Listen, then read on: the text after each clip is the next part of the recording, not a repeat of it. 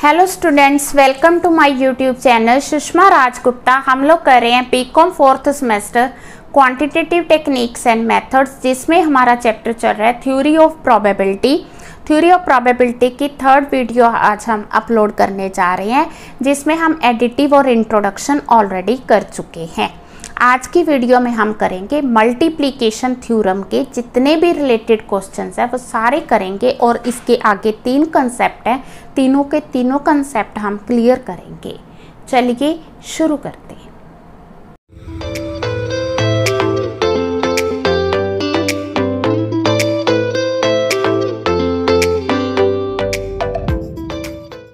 हाँ जी, multiplicative theorem.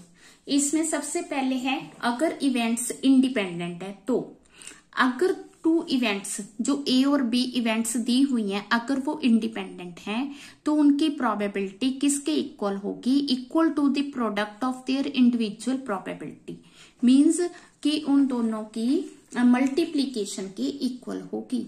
Point यहाँ पे है दोनों की प्रोबेबिलिटी। अगर आपने प्रोबेबिलिटी ए एंड बी की फाइंड करनी है तो वो किसके इक्वल होगी? Probability of A into probability of B. ठीक है, अगर और की फाइंड करनी है तो प्लस होगा, एंड फाइंड करनी है तो मल्टीप्लाई होगा। ठीक है, इस बात का आपने ध्यान रखना है। ठीक है, ए बी एंड सी की अगर आपने प्रोबेबिलिटी फाइंड करनी है तो probability of A, probability of B, probability of C के इक्वल होगी। पॉइंट क्लियर है? तो मल्टीप्लाई में हम लोग एग्जांपल्स लेते हैं।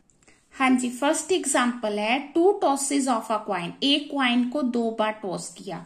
What is the probability head in both?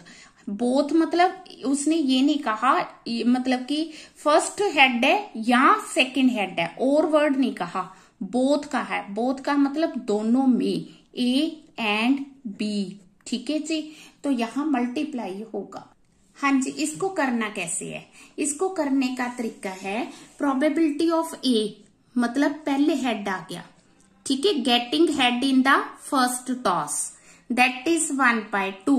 Getting head in the second toss, second toss में भी हेड आ गया, दैट इज आल्सो 1/2। प्रोबेबिलिटी, ठीक है, of head in both cases, कि दोनों केसेस में हेड है, पहले में भी हेड है और दूसरे में भी हेड है, ए एंड बी। तो probability of A into probability of B. ठीक है जी, 1/2 into 1/2 it is equal to 1/4। हाँ जी, नेक्स्ट एग्जाम्पल है, probability that husband and wife will be alive in 10 years। ठीक है, 10 साल दोनों जिंदा रहेंगे। Probability of husband is 0.5, probability of wife is 0.8 respectively. What is the probability both of them? Both आ गया, इट मीन्स कि दोनों की प्रोबेबिलिटी वो पूछ रहा है। दोनों की प्रोबेबिलिटी का मतलब है मल्टीप्लाई। हाँ जी, probability that husband will alive, कि हस्बैंड जो है वो अलाइव करेगा for 10 years, that is 0.5। Probability की वाइफ अलाइव करेगी, दैट इज 0.8। प्रोबेबिलिटी दोनों अलाइव करेंगे, ए एंड बी, तो वो आ गई 0.5 इंटू 0.8, 0.4। Very simple question. तो आपने यहाँ लिखना है probability of husband being alive. ठीक है जी, थोड़ा क्वेश्चन जो है इम्प्रेसिव बनेगा।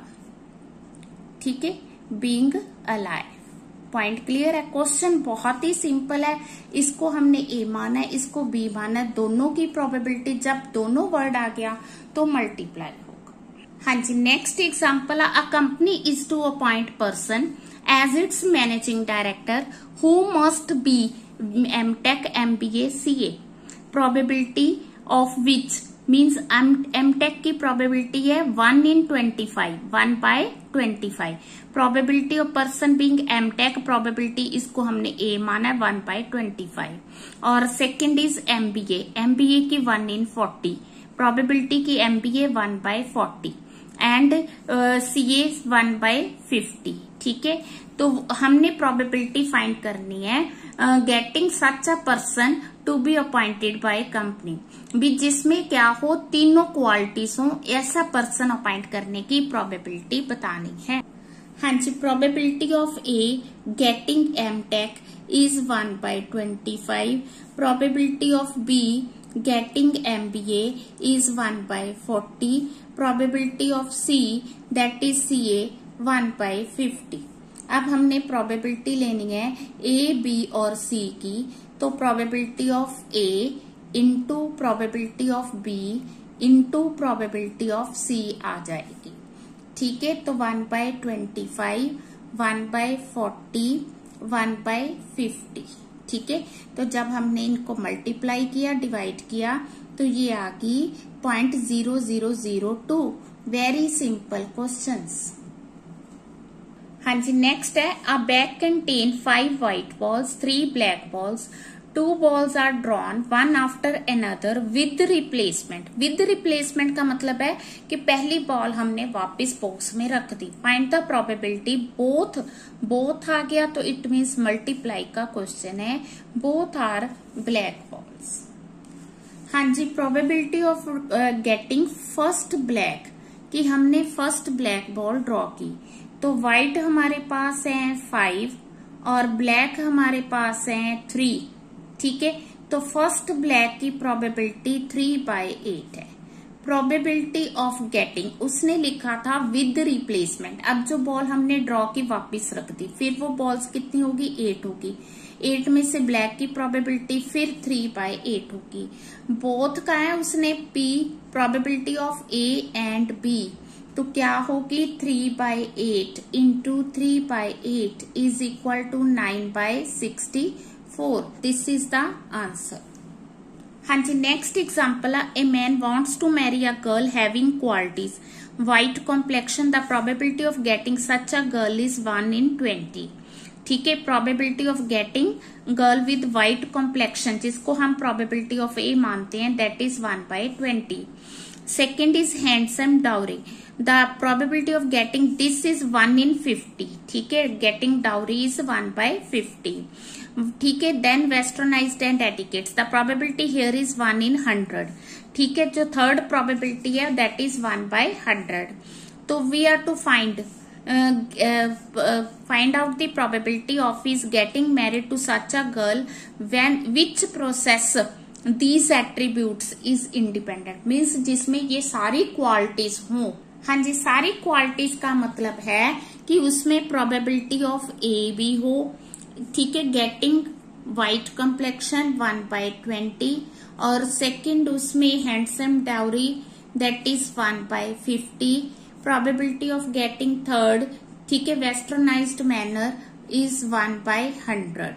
ठीक है, तो उसमें तीनों क्वालिटीज हो A, B, C, तो क्या होगी 1/20, 1/50, 1/100। तो जब हमने मल्टीप्लाई किया तो ये बन गया 0.100। ठीक है, 001। ठीक है जी, तो 5 zeros हैं, देन 1 आ गया। पॉइंट क्लियर, बहुत इजी है। अगर जो वो इंडिपेंडेंट बताया गया तो ये क्वेश्चन बहुत इजी है। इफ इट इज डिपेंडेंट तो उसके क्वेश्चन हम आगे करेंगे।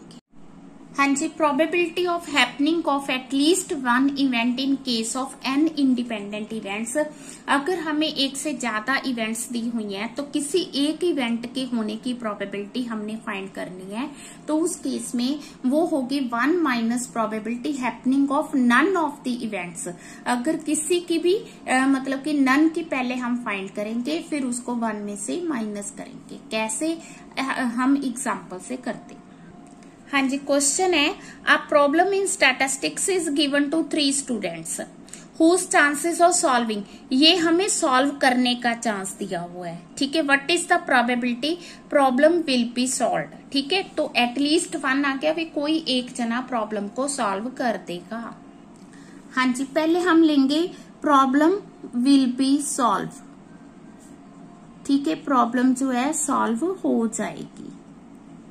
प्रोबेबिलिटी ऑफ ए, कि ए सॉल्व कर देगा 1/2, बी सॉल्व कर देगा 1/3, सी सॉल्व कर देगा 1/4। अब हम इससे निकालेंगे problem will not be solve. अब हमने विल नॉट सॉल्व लिखा है, ठीक है जी। तो ए सॉल्व नहीं करेगा 1 - 1/2, ठीक है। Problem will not be solved, ठीक है। बी सॉल्व नहीं करेगा तो उसकी प्रोबेबिलिटी 1 - 1/3। सी सॉल्व नहीं करेगा, उसकी प्रोबेबिलिटी दैट इज 3/4, ठीक है। तीनों सॉल्व नहीं करेंगे, ठीक है। None of them will solve, तो probability of A, probability of B, probability of C, A नहीं सॉल्व करेगा, बी नहीं सॉल्व करेगा, सी भी नहीं सॉल्व करेगा, तीनों सॉल्व नहीं करेंगे। नाउ द पॉइंट इज कि problem will be solved. 1 - p है probability none of the events, ठीक है। तो 1 - प्रॉब्लम विल बी सॉल्व्ड किसके इक्वल होगी? 1 - ये नन विल सॉल्व। पॉइंट समझ के? तो 1 - 1/4 it is 3/4। This is the answer, ठीक है जी। हाँ जी, नेक्स्ट एग्जाम्पल है chances of survival after 25 years are 3 out of 10 for a man and 4 out of 10 for a woman. Find the probability both will arrive. दोनों alive करेंगे, ठीक है। ये तो पॉजिटिव आ गई। At least 1 of them will alive, दोनों में से कोई एक अलाइव होगा। पहले हम दोनों की प्रोबेबिलिटी वही मल्टीप्लाई वाली आएगी, एटलीस्ट आ गया तो फिर पहले हम नॉट अलाइव की निकालेंगे, फिर उसे 1 में से माइनस करेंगे। हाँ जी, probability man will alive, man की प्रोबेबिलिटी क्या है? 3/10। वोमेन विल अलाइव 4/10, ठीक है। अब हमने निकालना है बोथ विल अलाइव, दोनों के अलाइव की प्रोबेबिलिटी क्या है? बोथ आ गया तो मल्टीप्लाई होगा। इट इज 12/100, 3/25, ठीक है। अब हमने निकालनी एटलीस्ट 1 विल अलाइव, ठीक है। तो उस केस में पहले हम निकालेंगे probability man will not alive, ठीक है। किसके इक्वल होगी? 1 - 3/10, ठीक है जी। Then probability women will not alive किसके इक्वल होगी? 1 - 4/10, इट इज 6/10, ठीक है। देन आ गई probability both none will alive. 7/10 into 6/10, 42/100, ठीक है। प्रोबेबिलिटी एटलीस्ट 1 विल अलाइव, दोनों में से एक अलाइव करेगा। हाँ जी, किसकी इक्वल होगी? 58/100, 29/50। This is the answer. बहुत इजी। हाँ जी, बहुत ही अच्छा क्वेश्चन है। Husband and wife appear in interview for 2 vacancies for the same post. Probability of husband selection is 1/7, wife selection is 1/5. What is the probability at least one of them will be selected, both of them will be selected, none of them? तीनों चीजें हम already कर चुके हैं, अब तीनों parts में है तो हम आराम से करते हैं। हाँ जी, पहले हम लेते हैं कि हस्बैंड की सिलेक्शन की। Husband will be selected, probability husband will be selected. हाँ जी, हस्बैंड के सिलेक्ट होने की probability 1/7, wife will be selected 1/वाइफ। तो पहले मैं सेकंड पार्ट कर रही हूँ, both of them will be selected, both of them will be selected. तो बोथ ऑफ देम की बात करनी है तो उसमें हमने क्या करना है, दोनों को मल्टीप्लाई करना है 1/35। थर्ड क्वेश्चन ले रही हूं मैं, जिसमें है none of them will be selected. None of them will be selected, तो हस्बैंड के सिलेक्ट होने की प्रोबेबिलिटी 1/7 है, नॉट सिलेक्शन की प्रोबेबिलिटी 6/7 है, वाइफ के सिलेक्ट होने की प्रोबेबिलिटी ये है, ना सिलेक्ट होने की प्रोबेबिलिटी 4/5 है। ठीक है, दोनों सिलेक्ट नहीं होंगे, ना हस्बैंड सिलेक्ट होगा ना वाइफ सिलेक्ट होगी, तो 6/7 इंटू 4/5 24/35। थर्ड, देन हम फर्स्ट कर रहे हैं, at least 1 will be selected. At least 1 will be selected, तो वही फार्मूला जो हमने शुरू में किए, इसके क्या होगा, 1 minus probability of none will be selected. ठीक है, नन जो है उसको माइनस कर देना है, तो ये आ गया 1 minus 24/35, 35 minus 24, 35, 11/35। This is the answer. ठीक है जी। हाँ जी, नेक्स्ट है multiplication theorem for dependent events. तो इसमें हम लोग उसी तरह से मल्टीप्लाई है, बट यहाँ पे probability of A B depends upon A, या प्रोबेबिलिटी ऑफ बी जो है दैट डिपेंड्स अपॉन ए जो है वो बी पे डिपेंड कर रही है। ठीक है, यानी कि वो इंटरडिपेंडेंट है। हाँ जी, क्वेश्चन है, bag contains 10 white balls, 5 black balls, 2 balls are drawn one after another without replacement. Find the probability both are black. Both are black तो पता चल गया, मल्टीप्लाई का क्वेश्चन है, बट क्योंकि यहाँ विदाउट रिप्लेसमेंट है, हमने पहले क्वेश्चन किया था विद रिप्लेसमेंट किया था, ये विदाउट है। इसका मतलब क्या है, देखो हमारे पास है white balls 10, black balls 5, we are to draw the balls. पहले हमने एक बॉल ड्रॉ की ब्लैक, 5/50, ठीक है, 1/3 आ गया। फिर उसके बाद हमने जो सेकंड बॉल ड्रॉ की है, क्योंकि विदाउट रिप्लेसमेंट है, विदाउट रिप्लेस का मतलब है कि जो 15 बॉल्स थी उसमें से हमने एक ड्रॉ कर ली, तो वहां रह गई 14 बॉल्स, और वो भी हमने ब्लैक ही ड्रॉ की है, तो अब रह गई 4 बॉल्स, तो ये आ गया 4/14। ठीक है, दोनों क्वेश्चंस में ये फर्क है, विद रिप्लेसमेंट होता तो हम 5/15 लेते, हम ये मान के चलते कि वो बॉल वापस आ गई, तो ब्लैक अब भी 5 है और टोटल अब भी 15 है। बट विदाउट रिप्लेसमेंट का मतलब है कि जो हमने पहले बॉल ड्रॉ कर ली है वो ब्लैक बॉल है, अब ब्लैक बॉल्स है 4 और टोटल रहेगी 14। ठीक है, अब हमने probability of A B find करनी है, तो probability of A into B that depends upon A, तो ये आ गई हमारी 4/42, यानी कि 2/21। This is the answer.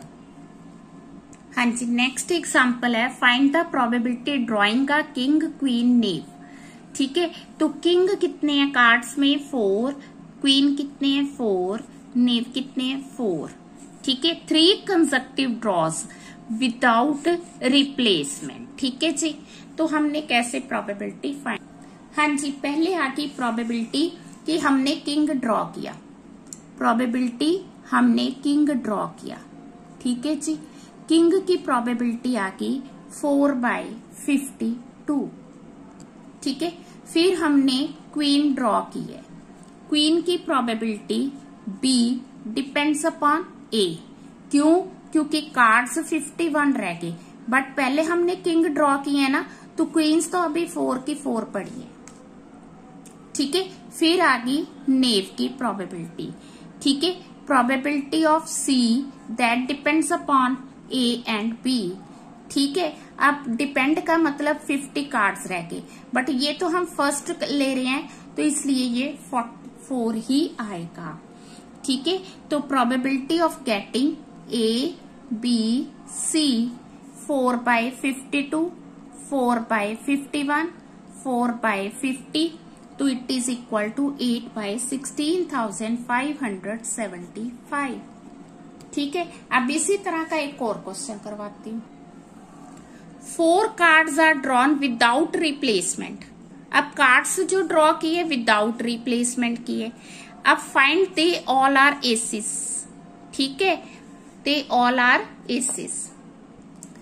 हाँ जी, probability of getting first ace. ठीक है, प्रोबेबिलिटी ऑफ ए 4/52। ठीक है भाई, 4 थी एसिस, हमने एक ड्रॉ कर लिया। अब हम जब सेकंड एस ले रहे हैं विदाउट रिप्लेसमेंट, तो पहले क्वेश्चन और दूसरे में यही डिफरेंस है जो मैं आपको क्लियर करना चाहती हूँ, क्योंकि हम एक एस ऑलरेडी ड्रॉ कर चुके हैं, तो एसिस भी अब 3 रह गए हैं। ये पॉइंट क्लियर करना था। जब हमने थर्ड कार्ड ड्रॉ किया, थर्ड कार्ड ड्रॉ करने से क्या हुआ, ठीक है, कार्ड्स तो हमारे पास 50 रह गए और एसिस सिर्फ 2 ही रह गए। और जब हमने फोर्थ कार्ड ड्रॉ किया, ठीक है, probability of getting fourth that depends upon A B C, there are only 49 cards और एसिस कितने रह गए 1। ठीक है, तो ये चीज मैं क्लियर करना चाहती थी। जो पिछला क्वेश्चन है उसमें हमने कार्ड्स अलग अलग ड्रॉ किए, दैट्स वाई वो 4 ही रहे। यहाँ पे हम एसिस ही ड्रॉ कर रहे हैं, तो एसिस भी कम हो रहे हैं और जो टोटल नंबर ऑफ कार्ड्स हैं वो भी कम हो रहे हैं। Probability of A B C D equal to 4/52, 3/51, 2/50, 1/49, 1/270725। This is the answer. हाँ जी, मल्टीप्लीकेशन के तीनों केसेस हमने कर लिए हैं। आप लोगों ने इसके साथ के क्वेश्चंस की प्रैक्टिस करनी है।